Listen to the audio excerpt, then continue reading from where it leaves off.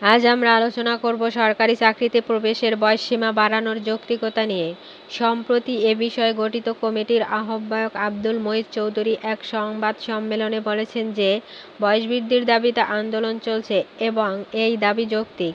তিনি বলেন, কোভিড এবং সেশন জটের কারণে অনেক তরুণ-তরুণীর চাকরির প্রস্তুতি বাধাগ্রস্ত হয়েছে, তাই বর্তমান বয়সসীমা বিবেচনায় নিয়ে পরিবর্তন আনার প্রয়োজনীয়তা রয়েছে।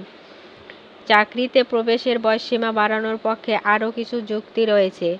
আমাদের দেশে প্রতি বছর অনেক শিক্ষার্থী চাকরির জন্য প্রস্তুতি নেন, কিন্তু অতিমারি ও বিভিন্ন সামাজিক অর্থনৈতিক কারণে তাদের সুযোগ সীমিত হয়ে পড়েছে।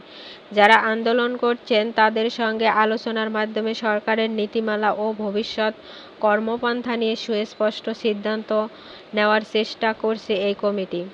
তাদের মতে, যদি বয়সসীমা বৃদ্ধি করা হয় তাহলে আরও অনেক প্রতিভাবান তরুণ-তরুণী সরকারি চাকরিতে আসার সুযোগ পাবেন।